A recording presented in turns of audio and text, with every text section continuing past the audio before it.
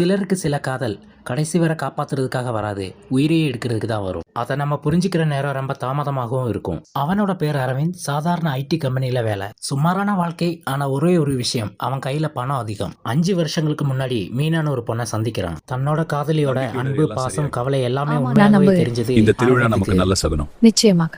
அவனுக்கு தெரியாம மீனா மெதுவா அவனோட வாழ்க்கைக்குள்ள பண விஷயங்களை கை வைக்க ஆரம்பிக்கிறா.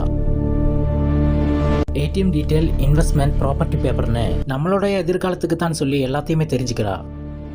அரவிந்த் சந்தேகப்படல, காதல் கண்ண மூடிடுச்சு. ஒரு நாள் நைட் டிராவல், எல்லாமே அவளோட பிளான். ஆல்கஹால் மிக்ஸ் பண்ண டேப்லெட், கார் ஆக்சிடென்ட் மாதிரி சீன். ஆனா அரவிந்த் அது என்ன ஆச்சு? ஏன் இப்படி மயங்கி கிடக்குறீங்க? எழுந்துருங்க, பயமா இருக்கு.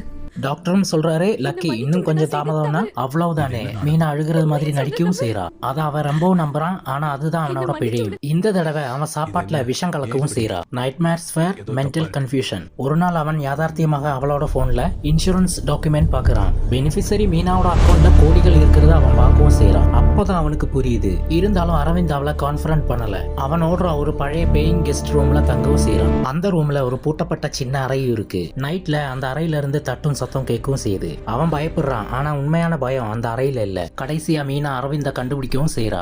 ஏன் இங்க நிக்கிற? உண்மையை சொல்லு. உன் முகத்துல என்ன நிழல்? மீனா அரவிந்த 2 முறை கொல்லணும்னு நினைச்சிட்டு அது முடியாம போச்சு. இந்த முறை அவன் தப்பிக்க கூடாதுன்னு நினைச்சிட்டு மீனா அந்த பிஜிக்கு வர்றாங்க. அந்த இரவு அந்த பூட்டப்பட்ட அறை திறக்கப்படுது. அங்கு முன்னாடி இருந்தவன் அவளை ஏமாற்றிய இன்னொருவன். அவன் தான் அந்த அறையின் ரகசியம். அரவிந்த் அங்கிருந்து ஓடி தப்பிக்கவும் செஞ்சிடுறான்.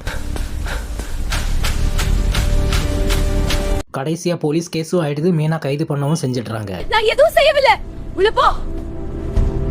அரவிந்துக்கு அந்த அறை பயமா இருந்தது. ஆனா உண்மையான பயம் அவன் காதலித்த அந்த பெண் தான்.